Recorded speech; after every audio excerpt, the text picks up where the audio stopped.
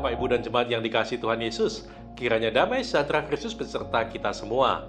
Marilah kita tetap bertumbuh dalam anugerah-Nya dan dalam pengenalan akan Kristus Yesus sebagai Tuhan dan Juru Selamat kita. Selamat mengikuti renungan firman Tuhan hari ini. Tuhan Yesus memberkati. Renungan hari ini Selasa 8 Maret 2022 dengan judul Berjaga-jaga dan Waspada. Bacaan kita terambil dari surat Yakobus 1 ayat 14 dan 15 yang berbunyi demikian. Tetapi tiap-tiap orang yang dicobai oleh keinginan sendiri karena ia diseret dan dipikat olehnya. Dan apabila keinginan itu telah dibuahi, ia melahirkan dosa. Dan apabila dosa itu sudah matang, ia melahirkan maut. Ada banyak faktor yang seringkali membuat seseorang jatuh ke dalam dosa, bahkan terikat oleh dosa. Salah satunya adalah serangan dari si iblis. Segala cara dilakukan iblis untuk mempengaruhi kehidupan manusia. Rasul Petrus menggambarkan demikian. Si iblis itu berjalan berkeliling sama seperti orang yang dapat ditelannya. Iblis selalu mencari kesempatan untuk menunggu waktu yang baik untuk menyerang manusia. Dan waktu yang baik itu adalah ketika kita sedang lengah dan tidak berjaga-jaga. Karena itu, Bapak, Ibu, dan Saudara sekalian, Tuhan Yesus memperingatkan, berjaga-jagalah dan berdoalah, supaya kamu jangan jatuh ke dalam pencobaan. Roh memang penurut, tetapi daging lemah. Faktor lain adalah lingkungan dan pergaulan kita. Lingkungan yang buruk dapat mempengaruhi hidup seseorang.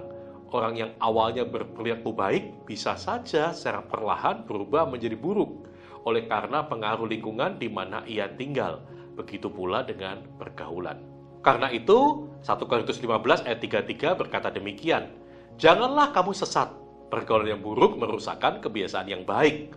Karena itu kita perlu memperhatikan dengan sungguh-sungguh dengan siapa kita bergaul, karena akibatnya sangat fatal." Seperti nasihat Amsal dikatakan demikian, "Siapa bergaul dengan orang bijak menjadi bijak, tetapi siapa berteman dengan orang bebal menjadi malang."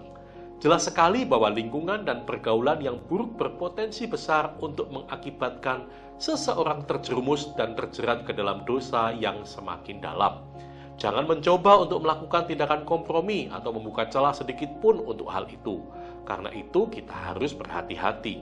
Suatu kali, seorang guru mengajak para murid untuk melakukan eksperimen terhadap seekor katak.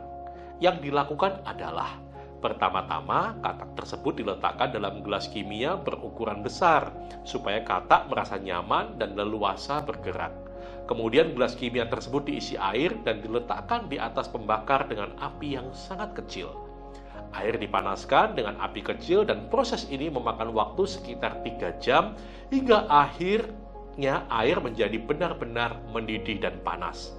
Namun dalam proses tersebut katak tidak pernah meronta-ronta karena ia tidak merasakan panas yang tiba-tiba.